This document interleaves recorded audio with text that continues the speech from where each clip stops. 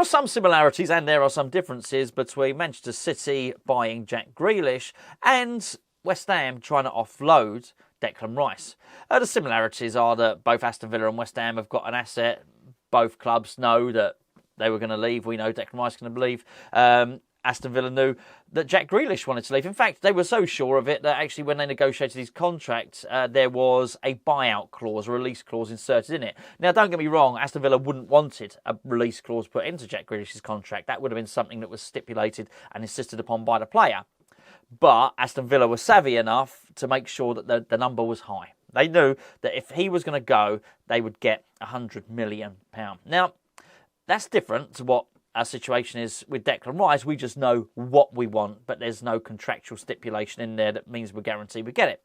In fact, Aston Villa weren't guaranteed to get 100 million. There was nothing to stop Manchester City or anybody else that wanted to buy Jack Grealish coming in and offering, whatever, 75, 80. However, something stopped that happening, and that was Aston Villa flexing their financial muscles. And this is where the situation differs from West Ham, because West Ham had done something very, very silly today, I believe, anyway. What Aston Villa did was they went and got Grealish's replacement before they sold Grealish. Actually, it wasn't just his replacement. I think they bought 2 or 3 players. You probably know the names and recall the situation better than myself. They went and got Buendia, who was perceived to be at the time Grealish's long-term replacement. By doing so, what they were doing was they're demonstrating to everybody else, we've got the money, we don't need your money, it's just the player maybe wants to leave. Now, they do have money. Aston Villa have money. OK, maybe not the big bucks that perhaps Newcastle had got or Manchester City had got, but they got billionaire owners, and they were very much saying, that's OK. We don't need you, Manchester City, to fund our transfer spending. We've got it covered. If you want to go and activate and trigger the release clause for Jack Grealish, that's your business. But in terms of us purchasing, it's not predicated upon the sale of Jack Grealish. That was a good signal, a really, really good signal. West Ham have gone and done the complete opposite, or so I believe. And that is, let the information leak out that West Ham are not buying until we've sold Declan Rice. That really is the complete opposite. In terms of a negotiation strategy, it's awful. It's awful. What we're doing is we're completely contradicting ourselves. So in our words, or in our rebuttal of the initial bid from Arsenal, our words are, we don't accept your bid, we want more, we demand more. However, in the leaked stories, that's very, very different. That's saying, well, actually, we do need your money. So on one hand, we're saying we don't need your money, we reject that, we don't want that, that's not enough. On the other hand, we're saying, actually, we need some money because we can't start our summer transfer spending until you give us some money. If I was Arsenal, and I'd heard that, and no doubt they will have heard that already, I'll be thinking, okay, oh, that's interesting. So you don't get to buy Declan Rice's replacement until we give you the money. Not only that, you want 2 midfielders, West Ham. You don't get to do that until we give you the money. Oh, and by the way, we know you want a striker as well, and possibly you're looking at a left winger.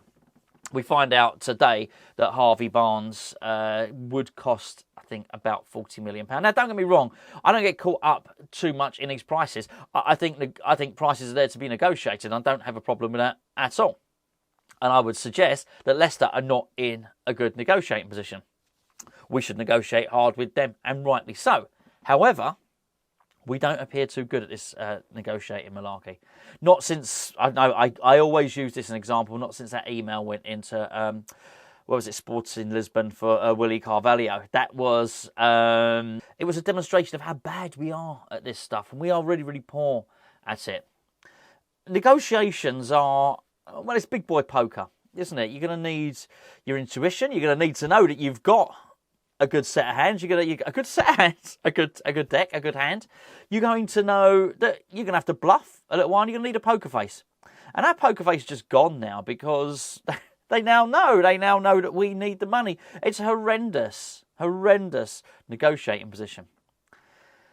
Arsenal, well, they hold all the aces now, don't they? They can pretty much increase their bids just incrementally. What's the point in Arsenal bidding 10 or £20 million increments? They're in no hurry. They know that Declan Rice wants to join them, and now they know we need the money. We can't go and buy the players that we want to buy until Arsenal come in with the money. we're going to need to come back with something now, and I think we're going to need to send our messaging loud and clear, and we need to, even if we don't mean it, at least bluff like we do. And that is, we're not selling Declan for less than this. That is as simple as that. We are not doing that. Do you know what? If you're going to offer us 80 million, we're not accepting it. Because I'll tell you what, you'd get 60 million for Declan next year with 1 year on his contract. Absolutely 100% you would.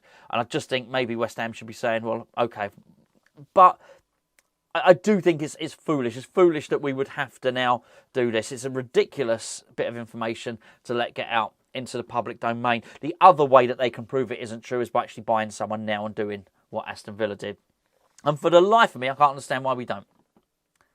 What is the point of billionaire owners if we can't do that? Okay, financial fair play has got to be adhered to, but you don't have to... Financial fair play doesn't get assessed on a daily basis.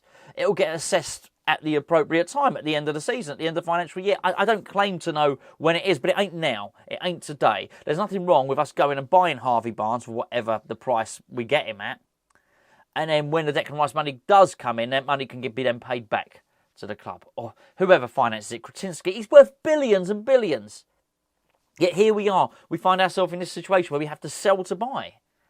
It doesn't seem to make any sense. I do think the situation has been confused slightly, and I don't want to talk too much about the director of football because, well, it might be imminent. And please don't take me as saying it's imminent, it's happening. I've got no in-the-know information. I'll be perfectly blatantly honest with you, I've heard a little rumour on the Hammers Chat Patreon WhatsApp group. I've spoken to somebody else who said they think it might be happening as well. And Fabrizio Romano tweeted about it. Aside from that, I know nothing. No, I've got no insider information at all. However, if I speak too much about it now, then the news could be, could be very, very different, come lunchtime. And I hope it is. I sincerely hope it is. Because just maybe that's what's holding up the transfers. And I say holding up the transfers, I'm not overly concerned about it. What is it, the 20th today? The transfer has been open 6 days. It's not like every club has bought somebody. I'm fine with that. I don't mind that. I don't mind us having not signed anyone yet. What I do mind and what I absolutely hate is the fact that we had leaked the messaging out that we need to sell Declan Rice before we can start buying. It's just awful. It is absolutely awful. It's surrendering any and every advantage that we have. Don't get me wrong. I really do hope this gets resolved, and I hope it gets resolved quickly. But if they're going to drag it out, and Arsenal are going to drag it out, then obviously the two things happen. We either need all these other clubs to come in. Still no sign of Chelsea. Man United. Funny enough, Man United are frustrated themselves, apparently. Man United, Ten Hag would like to bid for Declan Rice, but they've got their own ownership situation. So I think that every club's in a brilliant situation. The other thing you need to do, and things like this may well help, is actually start factoring in. Everyone's on a break now. People on international football. So actually start factoring in pre-season. And maybe, just maybe, start making moves as if Declan Rice is coming back for pre-season. And I think that's probably what you have to do, because at least then you're demonstrating to Arsenal, look, this is not happening, this is not going on.